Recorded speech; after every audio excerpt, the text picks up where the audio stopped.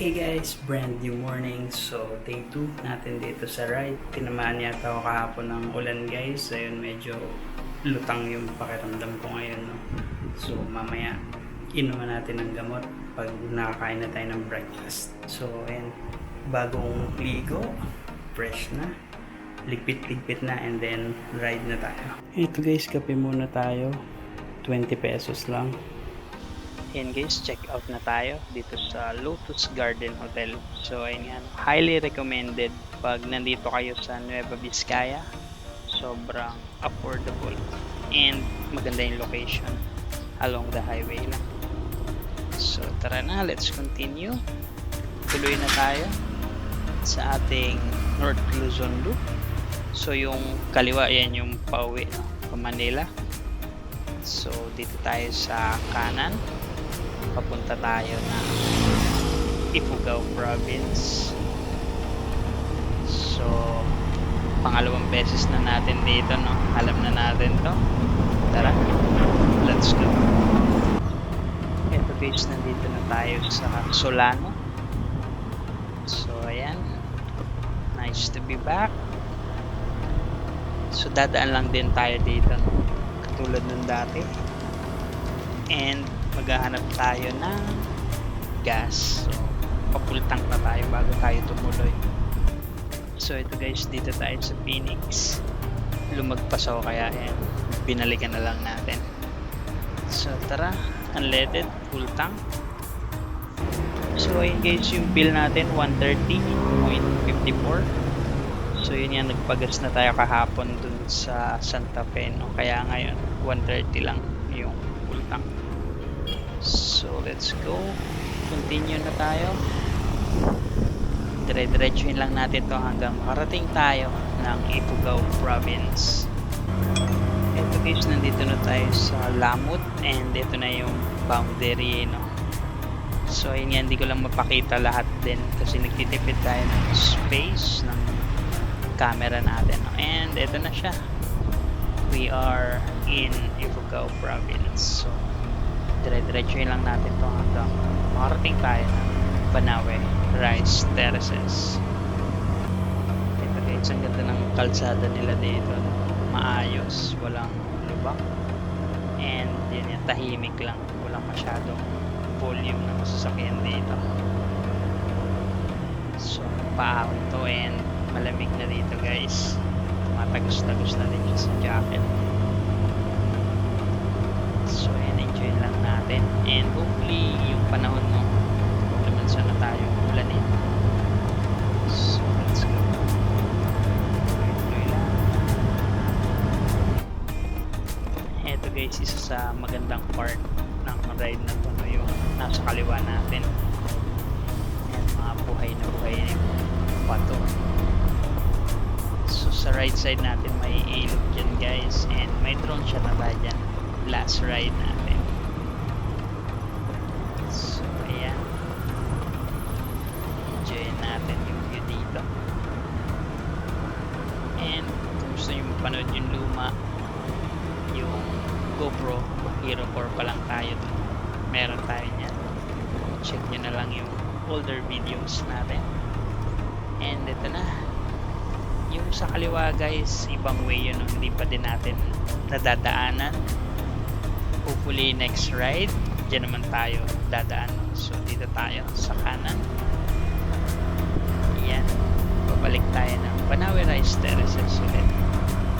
So yun nga, may drone shot na tayo dito sa bridge.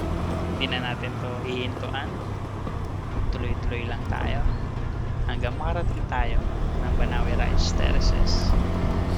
And guys, nandito na tayo sa taas and ang lamig na lalo. So nandito na yung arko guys ng Banawe. Ayan na siya. So ayan, ito muna tayo saglit, pahinga, picture. Ayan, dito tayo sa may sign. Yung mga arching nag-aaway ako. So ayun guys, gentle reminder lang, no? Maraming mga aso na nakakawala dito. So ingat-ingat, hopefully wag natin silang ma-disgrasya, kaya drive safe, drive slowly, drive carefully, and let's pray for the animals. Heto na guys, nandito na tayo sa Municipal Tourism Center. So sobrang lapit na natin sa Banawe Rice Terraces. And nasa right side natin, tanaw na din siya.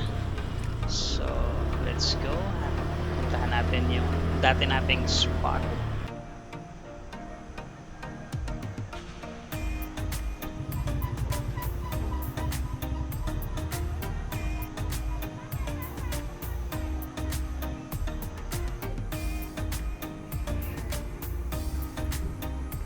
Meron na tayong drone shot nito.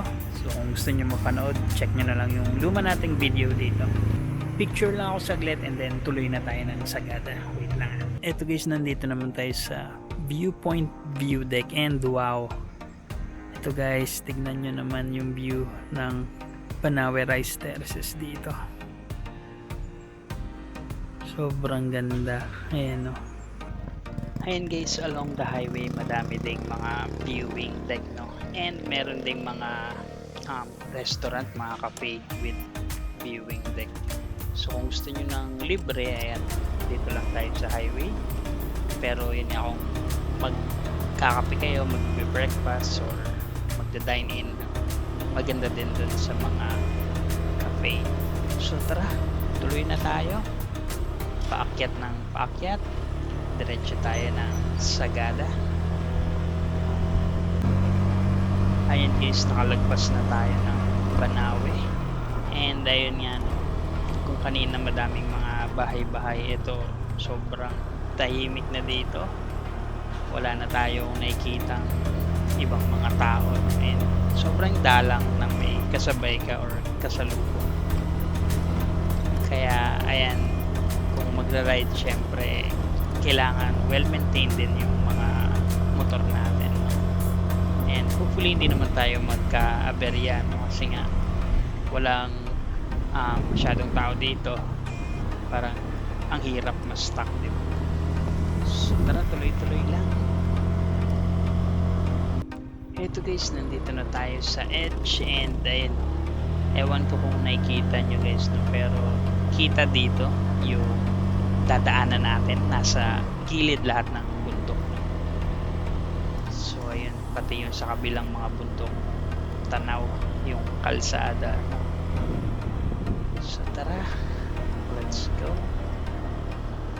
Buti guys, nasanay na din tayo sa ganito, no? Kasi yun nga yung ride natin last time, doon naman tayo dumaan sa kabila papunta ng Isabela Province, no?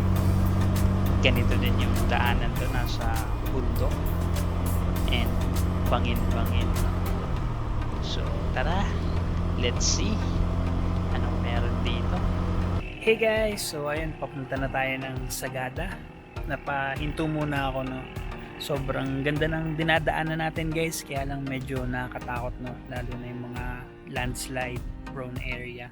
And natatakot din ako mag-drone kasi yun nga, yung panahon medyo makulimlim, baka biglang bumuhos and yung mga lugar ay parang wala tayong mapwestuhan, no? Kasi nga may mga landslide prone area. So ayun, ewan ko, kinakabahan lang ganun. So ito, pakita ko na lang kay Packet.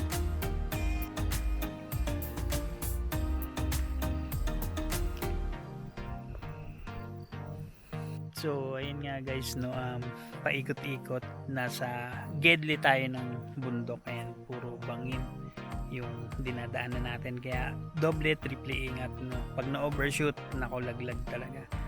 So tara na, tuloy na tayo, let's go. Ayan guys, so kita nyo yung dadaanan natin, and may landslide, no? Kinain yung ibang part ng kalsada. Kaya yun, parang nakakatakot ding huminto-hinto dito. So may ganong kaba.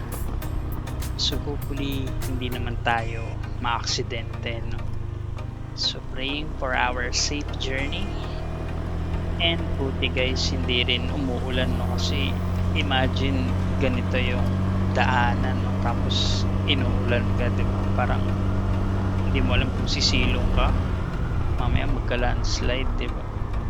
So ayun, ayoko na mag-overthink.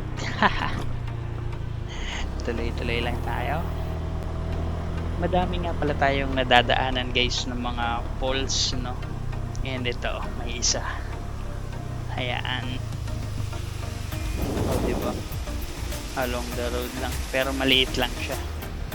Yung iba matataas, malalaki. Ito naman guys, maganda kasi inaayos nila. Ayan, ginagawa nila yung parang barrier. And nakakatuwa din guys makakita ng mga gumagawa, no? Kasi well, syempre parang may hinga ka ng tulong in case, di ba? Dito guys, ang ganda sa park na to, no? Ang daming pine trees, nakakatuwa. And yun nga, yung lamig dito iba na, talagang tumatagos na siya sa jacket. So ayan, enjoy natin tong ganito kagandang view. Yan guys, ang daming pine trees. Parang 90% ng ride natin guys banda dito talaga wala tayong nakakasalubong, nakikita mga tao. Parang somehow may sadness siguro, no, within. Kaya ayun, parang iba din yung ride na to. I mean for me lang personally, yun yung nararamdaman ko dito. Pero maganda yung view guys. Ayan, siguro nakakadagdag din sa feelings yung lamig, no? Ewan ko, weird, no? Pero that's how I feel dito sa Mountain Province. Ayun guys, may nakikita akong rice terraces na maganda. Ayun, sa baba. So kanina pa tayo walang drone shot, no? Hindi natin papalagpasin yung rice terraces na yun guys. Hanap lang tayo ng spot. Hey guys, officially welcoming you here dito sa Mountain Province. Grabe guys, sobrang ganda ng dinadaanan natin and naunawaan ko kagad bakit siya Mountain Province, no? Literal na Mountain Province siya. So ayun, kita nyo naman sa dinadaanan natin kung bakit, no? Nasa gilid tayo ng mga bundok and puro laglagan, no? Nandito tayo guys sa main road, no? And yun nga, kanina pa tayo walang drone shot and ito, maganda yung sikat ng araw dito. So tara, let's fly!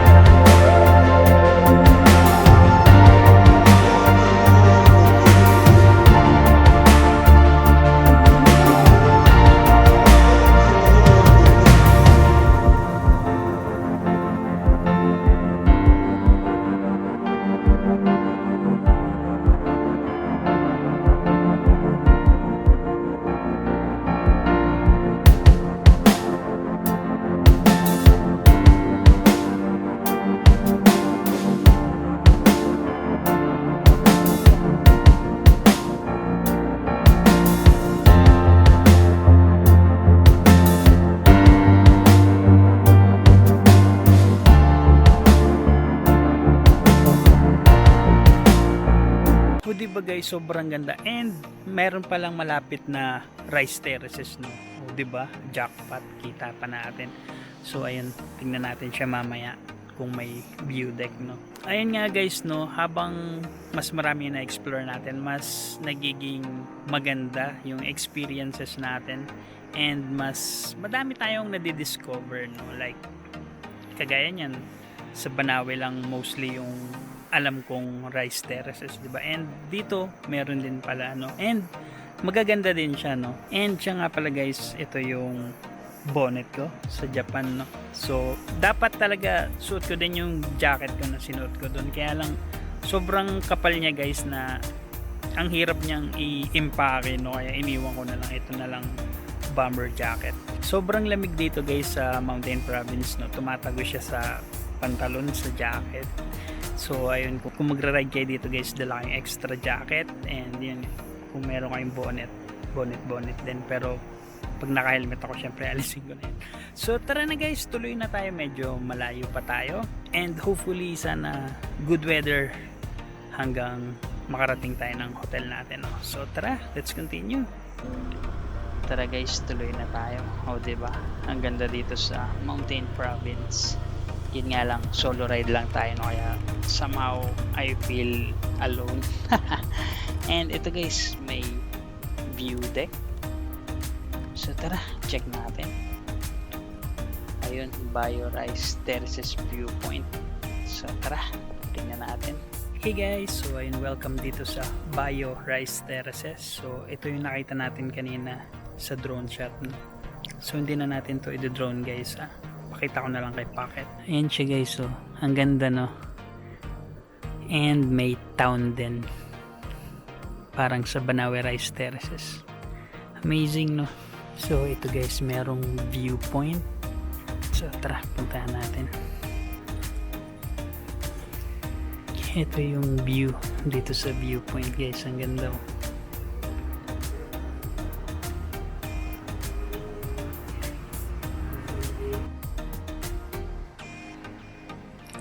So okay na siguro tayo dito guys. Tara na, tuloy na tayo.